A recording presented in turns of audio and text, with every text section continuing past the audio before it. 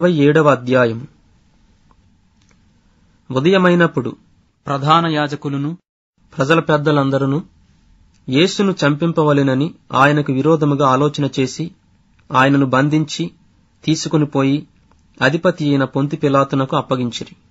అప్పుడు ఆయనను అప్పగించిన యోధా ఆయనకు శిక్ష విధింపబడగా చూచి పశ్చాత్తాపపడి ఆ 30 వెండి నాణెములు ప్రధాన యాజకుల యొద్దకును పెద్దల యొద్దకును మరలా తెచ్చి, నేను నిరపరాధ రక్తమును అప్పగించి పాపము చేసితినని చెప్పెను. వారు దానితో మాకేమి, నీవే చూచుకునుమని చెప్పగా అతడు ఆ వెండి నాణెములు దేవాలయములో పారవేసి పోయి ఉరిపెట్టుకొనెను.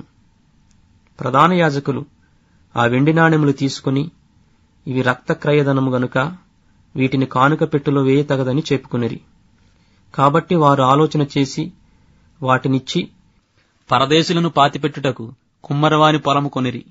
అందువలన నేటి వరకు ఆ పొలము రక్తపు పొలమనబడుచున్నది.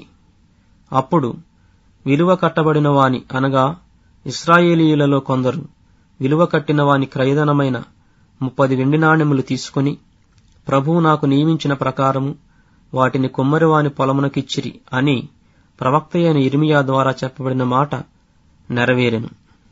యేసు అధిపతి ఎదుట నిలిచెను. అప్పుడు అధిపతి, యూదుల రాజువు నీవేనా అని ఆయనను అడుగగా యేసు అతన్ని చూచి, నీవన్నట్టే అనెను.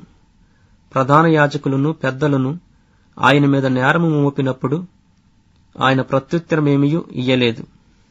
కాబట్టి పిలాతు, నీ మీద వీరెన్ని నేరములు మోపుచున్నారో నీవు వినలేదా అని ఆయనను అడిగెను. అయితే ఆయన ఒక మాటకైనను అతనికి ఉత్తరమియ్యలేదు గనుక అధిపతి మిక్కిలి ఆశ్చర్యపడెను. జనులు కోరుకొనిన ఒక ఖైదీని పండుగలో విడుదల చేయుట అధిపతికి వాడుక. ఆ కాలముందు బరబ్బా అను ప్రసిద్ధుడైన ఒక ఖైదీ చెరసాలలో ఉండెను. కాబట్టి జనులు కూడి వచ్చినప్పుడు పిలాతు, నేనెవనిని విడుదల చేయవలనని మీరు కోరుచున్నారు, బరబ్బనా లేక క్రీస్తనబడిన యేసునా అని వారిని అడిగెను.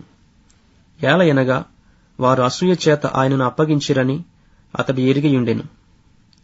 అతడు న్యాయపీఠము మీద కూర్చుండి ఉన్నప్పుడు అతని భార్య, నీవు ఆ నీతిమంతుని జోలికి పోవద్దు, ఈ ప్రొద్దు ఆయనను గూర్చి నేను కలలో మిక్కిలి బాధపడితినని అతని యొద్దకు వర్తమానము పంపెను.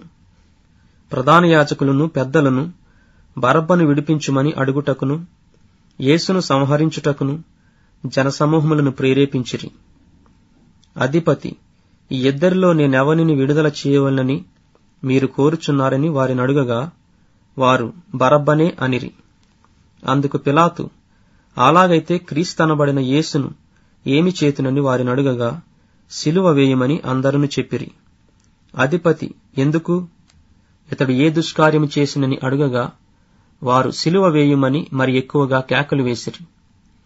పిలాతు అల్లరి ఎక్కువగుచున్నదే గాని తన వలన ప్రయోజనమేమీ లేదని గ్రహించి నీళ్లు తీసుకుని జనసమూహం ఎదుట చేతులు కడుగుకొని, ఈ నీతిమంతుని రక్తంను గూర్చి నేను నిరపరాధిని, మీరే చూచుకునుడని చెప్పెను.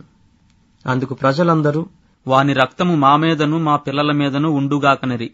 అప్పుడు అతడు వారు కోరినట్టు బరబ్బను వారికి విడుదల చేసి యేసును కొరడాలతో కొట్టించి సిలువ వేయన అప్పగించెను.